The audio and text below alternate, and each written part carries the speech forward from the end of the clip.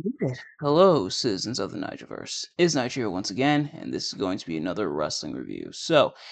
This concludes, I guess, the uh, trilogy of sorts, but then leads into the quadrology of sorts. It's very weird times here in the WWE and here in SummerSlam. But when we last left off, Money in the Bank happened. John Cena confronted Roman Reigns at the end after Roman Reigns beat Edge. Edge after Edge was cost by Seth Rollins. We saw Edge take on Seth Rollins earlier in the night. Now it's time for the main event. Can the Tribal Chief, if once again defeat the leader of the C Nation? And just a few years before he decided to tell the fans that they all sucked. Let's find out. I'm, of course, talking about SummerSlam 2021. John Cena challenging Roman Reigns for the Universal Championship. During the days where Roman just had the one belt before having the two belts, before going back to having the one belt.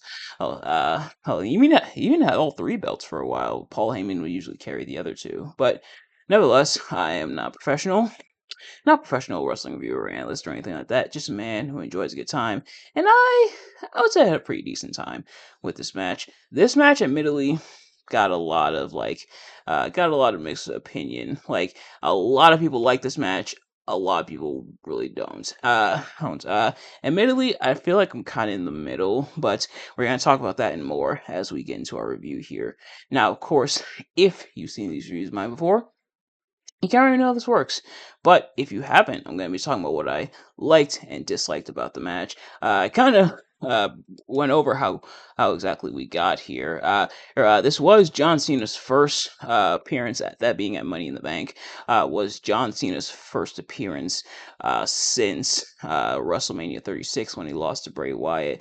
And I guess if the theory is to be believed that Bray Wyatt, his power corrupted people, I wonder why in kayfabe it took so long for it to finally corrupt John Cena. But nevertheless, we're not talking about 2025 John Cena. We're still in 2021 for the time being, as John Cena is still seeking to finally gain his 17th World Championship. So let's go to this match here and talk about what I liked and disliked. So starting with what I liked, no interference from the Usos.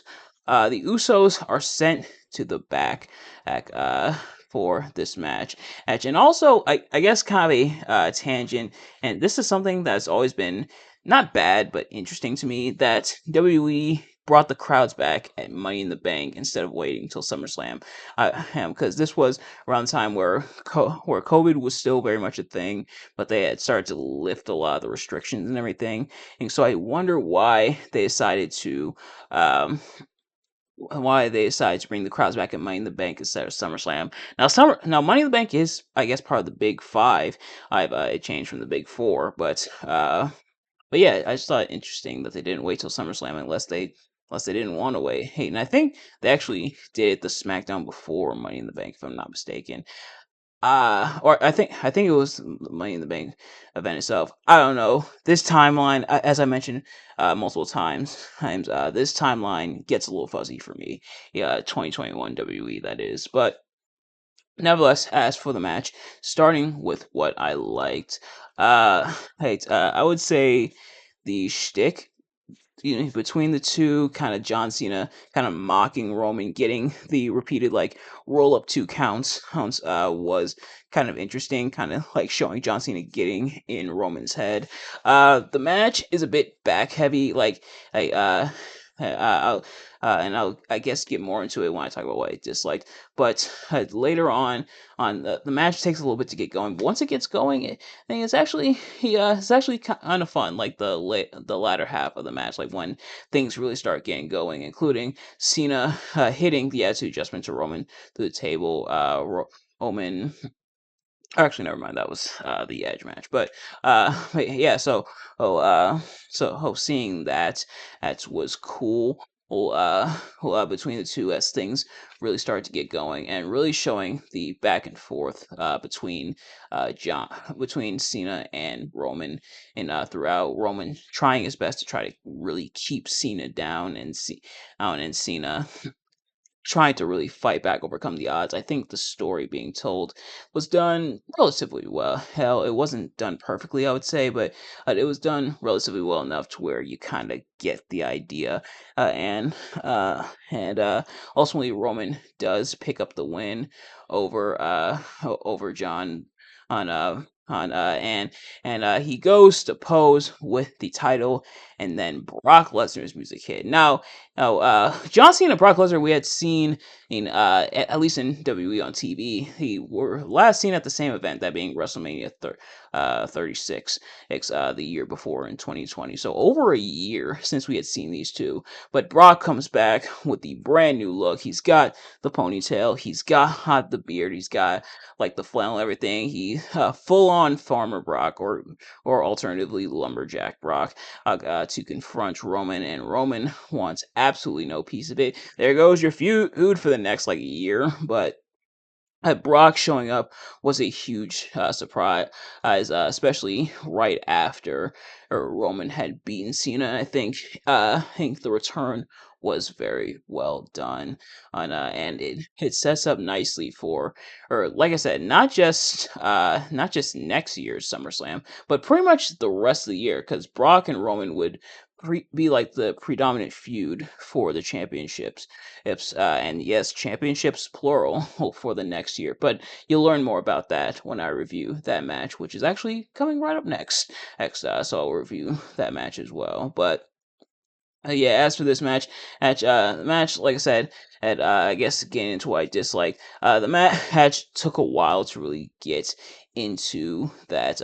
It took a while to kind of get interesting, and even so, it really didn't reach that incredible second gear that I think a lot of people were hoping for, especially with kind of stuff of this magnitude, with John Cena chasing the world title, and Roman having beaten John previously at No Mercy 2017, which maybe I should go back and rewatch that match at some point.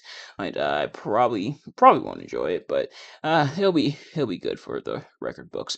But yeah, so those elements did kind of make the match drag, and the match did drag at a number of points. Unfortunately, between the two, John kind of slowing down in his older age, and Roman and definitely did. Now, I think if anybody could theoretically uh get John to a like passable match, or like a decent match, I think Roman was the guy to do it.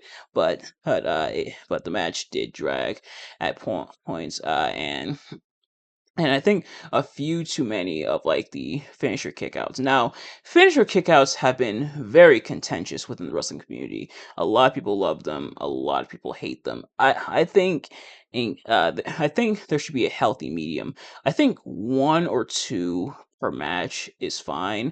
Depending on the story and how it's done, you could even potentially get away with a little bit more. Like if it's still a very exciting, very good back and forth, and you told the great story of the back and forth, and you really emphasize all the struggle between the two trying to hit their best moves, but neither one quite working. I think a good example of that would be like the Undertaker versus DX matches, not the one at Crown Jewel, but at WrestleMania. So when he fought Shawn Michaels, and then when he subsequently fought Triple H, some of those, I think in those cases it works because of the story that they're telling, and because of the physicality, especially of the rest of the match.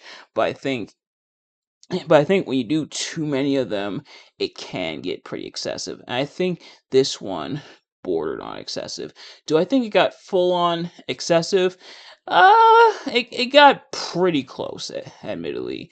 It definitely got pretty close to being very excessive, but uh, but including like Roman surviving Super AA. Now, I get it. The story is that these two are both superhuman, invincible, but um, but I think I think a little too excessive at times, but maybe that's just me. But nevertheless, that's going to do it for this review. Thank you all so much for watching. I hope you enjoyed. If you did, please do me a favor: like, comment, subscribe, share with your friends, turn on those post notifications so you know every time I upload a video, so you never miss an upload.